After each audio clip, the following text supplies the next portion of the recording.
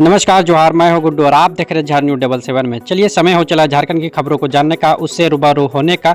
तो चलिए जानते हैं झारखंड की तमाम छोटी बड़ी खबरों को। सोरेन चौथी बार बनेंगे सीएम, अकेले लेंगे शपथ। मंत्रिमंडल का विस्तार बाद में 10 पार्टियों के 18 से अधिक नेता होंगे शामिल। जेएमएम लीडर हेमंत सोरेन गुरुवार शाम 4 बजे चौथी बार झारखंड की सरकार की शपथ लेंगे। वे फिलहाल अकेले सीएम पद की शपथ लेंगे। मंत्रिमंडल का विस्तार बाद में किया जाएगा। बताया जा रहा है कि कांग्रेस के अंदर मंत्री पद को लेकर रस्साकसी चल रही है, इस कारण मंत्रिमंडल का विस्तार टाल दिया गया है। राज्य के 9 मेडिकल कॉलेजों में 316 सीटें खाली। जेसीई-सीईबी ने राज्य के मेडिकल कॉलेज में रिक्त सीटों को भरने के लिए special stray vacancy round counselling शुरू की है। आंकड़ों की माने तो अब भी राज्य के 16 मेडिकल कॉलेज में से 9 कॉलेज में 316 सीटें खाली है। सर्वाधिक 172 सीटें राज्य के 4 होम्योपैथिक कॉलेजों में खाली है। 143 डेंटल की और 1 एमबीबीएस की सीट रिम्स रांची में खाली है। यह सभी रिक्त सीटें निजी मेडिकल कॉलेज की है। स्पेशल स्ट्रे वैकेंसी राउंड से पूर्व जेसीई-सीईबी ने 3 चरण की काउंसलिंग के बाद स्टे वैकेंसी राउंड काउंसलिंग का आयोजन किया गया था और इसमें हजारों आवेदन के बाद राज्य मेधा सूची जारी की गई। बावजूद विद्यार्थी ने राज्य कोटा की एमबीबीएस सीटों को छोड़ राज्य के निजी डेंटल और होम्योपैथिक कॉलेज में नामांकन लेने में रुचि नहीं दिखाई। 30,604 जल सहियाओं को स्मार्टफोन व साड़ियाँ दी जाएंगी। राज्य में कार्यरत जल सहियाओं को स्मार्टफोन के साथ साड़ी भी दी जाएगी। स्मार्टफोन और साड़ियों की खरीदारी के लिए पेयजल एवं स्वच्छता विभाग टेंडर की प्रक्रिया पूरी कर रहा है। पिछले दिनों कैबिनेट ने जल सहियाओं को विभिन्न गतिविधियों की एंट्री या अपलोड करने के लिए स्मार्टफोन की खरीदारी करने का निर्णय लिया था। साथ ही गाँव में जल सहियाओं की विशिष्ट पहचान सुनिश्चित करने के लिए उनके 2-2 साड़ी देने का प्रस्ताव को भी मंजूर प्रदान की गई थी। राज्य में कार्यरत 29,604 जल सहियाओं को स्मार्टफोन व साड़ियाँ प्रदान की। बच्चों को मिलनी थी छात्रवृत्ति, 2727 का चयन। झारखंड एकेडमिक काउंसिल ने बुधवार को मुख्यमंत्री मेधा छात्रवृत्ति परीक्षा का रिजल्ट जारी कर दिया है। छात्रवृत्ति परीक्षा में लगभग 70,000 विद्यार्थी शामिल हुए थे। छात्रवृत्ति के लिए प्रति वर्ष 5,000 बच्चों के चयन का प्रावधान है, लेकिन इस वर्ष 2727 बच्चे ही चयनित हो सके। छात्रवृत्ति के लिए निर्धारित सीट में से 2273 सीट रिक्त रह गई। अनारक्षित कोटि में 1832, BC1 कोटि के 335, BC2 कोटि के 224, अनुसूचित जाति के 131 व अनुसूचित जनजाति कोटि के 210 बच्चे छात्रवृत्ति के लिए चयनित किए गए हैं। परीक्षा में सफल विद्यार्थी को कक्षा 9वीं से 12वीं तक प्रत्येक वर्ष 12,000 रुपये छात्रवृत्ति दी जाती है। छात्रवृत्ति पाने के लिए विद्यार्थी को कक्षा 9वीं व 10वीं की परीक्षा में 60% अंक लाना अनिवार्य है। मैदान में दरोगा को पीटा, 2 गिरफ्तार। मोराबादी मैदान रजिस्ट्री ऑफिस के समीप गश्ती के दौरान मोराबादी टीओपी में पदस्थापित सब इंस्पेक्टर सत्य प्रकाश उपाध्याय के साथ मारपीट का मामला सामने आया है। मामले में उन्होंने 4 युवकों के खिलाफ लालपुर थाना में केस दर्ज कराया है।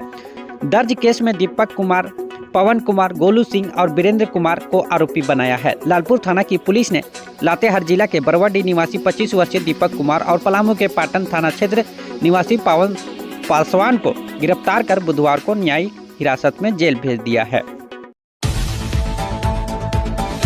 हटा था अतिक्रमण, वहां फिर सज गई दुकानें।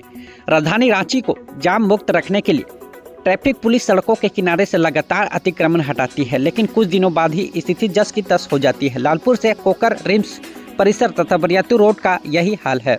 लालपुर से कोकर के बीच 3 दिन पहले ही अतिक्रमण हटाया गया था, लेकिन लालपुर चौक से थोड़ा आगे कोकर में साधु मैदान के पास सड़क किनारे फिर ठेला सब्जी व छोटे होटल वालों ने अतिक्रमण कर लिया है, जिससे कारण पीक आवर में हमेशा जाम लगता है। 7वीं की अर्धवार्षिक परीक्षा 16 से। कक्षा 1 से 7वीं तक में पढ़ने वाले विद्यार्थी का अर्धवार्षिक परीक्षा में 16 दिसंबर से शुरू होगी। 18 दिसंबर तक परीक्षा पूर्ण कर लेनी है। परीक्षा की रूटीन झारखंड शैक्षिक अनुसंधान व प्रशिक्षण परिषद रांची ने जारी कर दिया है। 2 पालियों में होगी परीक्षा। 2 पालियों में परीक्षा होनी है। पहली पाली की परीक्षा सुबह 9:30 बजे से 11:30 बजे तक और दूसरी पाली की परीक्षा दोपहर 12:30 बजे से 2:30 बजे तक होगी। उत्तर पुस्तिका के लिए छात्र छात्राओं को उपलब्ध कराई गई नोटबुक का उपयोग किया जाएगा। सभी सरकारी व गैर सरकारी सहायता प्राप्त आवासीय विद्यालय, मुख्यमंत्री उत्कृष्ट विद्यालय एवं मॉडल विद्यालय में परीक्षा का आयोजन किया जाएगा। कस्तूरबा की बच्चियों ने दिया पहले पढ़ाई फिर विदाई का संदेश। और बाल विवाह मुक्त भारत अभियान के तहत बुधवार की शाम कस्तूरबा विद्यालय में गांडे में कई कार्यक्रम आयोजित किए गए। मौके पर बच्चियों ने पहले पढ़ाई फिर विदाई की शपथ ली। साथ ही रंगोली, स्लोगन लेखन व दीपोत्सव कार्यक्रम का आयोजन किया गया। मौके पर वार्डन अमन जहां शाह, वार्डन परिनीता बरला, ललिता बाड़ा, अर्चना कुमारी समेत अन्य मौजूद थी। करीब 6 लाख रुपये के सोलर का सामान चोरी। गुमला शहर के पुराने समन्वय व प्रखंड कार्यालय के ठीक सामने स्थित गोदाम से करीब 6 लाख रुपये के सोलर का सामान चोरी हो गई है। बताया जा रहा है कि नए एसडीओ कार्यालय के बगल में बंद पड़ी कैंटीन के कमरे में सोलर लगाने का सामग्री रखी हुई है। चोरों ने पीछे की दीवार फांदकर पहले आंगन में घुसे, इसके बाद कमरे में घुसकर चोरी की घटना को अंजाम दिया। इस संबंध में राजेश कुमार सिंह ने बताया कि गुमला के विभिन्न थानों व IRB कैंप समेत कई स्थानों पर सोलर लाइट लगाई जा रही है। मंगलवार को तेलंगा खड़िया क्रिकेट स्टेडियम में सोलर का काम हुआ। इसके बाद जब कर्मचारी बंद पड़े कैंटीन के गोदाम पहुंचे तो वहां से सोलर लगाने का कई सामान गायब पाए। इसमें 4 के अलावा बैटरी व अन्य सामान है। श्री सिंह ने बताया कि 5 से 6 लाख रुपए के सामान की चोरी हुई है। इसकी सूचना गुमला थाना को दी गई है। ट्रेन में मोबाइल चोरी करने वाले 2 साथी चोर गिरफ्तार, 23 मोबाइल बरामद। हुसैनाबाद अनुमंडल क्षेत्र के देवरी ओपी पुलिस ने 2 मोबाइल चोर को गिरफ्तार कर जेल भेज दिया है। पुलिस ने चोरों के पास से 23 मोबाइल बरामद किया। डुमरिया में धान की बम्पर पैदावार, 16-17 रुपये किलो बेचने को विवश किसान। डुमरिया प्रखंड में इस बार धान की बम्पर पैदावार हुई है। इससे प्रखंड के किसान काफ़ी खुश है। हालांकि धान का उचित मूल्य नहीं मिलने के कारण परेशान है। पहले की तरह अब किसान खलिहान नहीं बनाते, खेत में धान को मशीन से कटवा कर सीधे घर ले आते हैं। कई किसान के घर में अनाज रखने की जगह नहीं है। ऐसे में अनाज धान बेचना मजबूरी है, उन्हें उचित मूल्य नहीं मिल पाता है।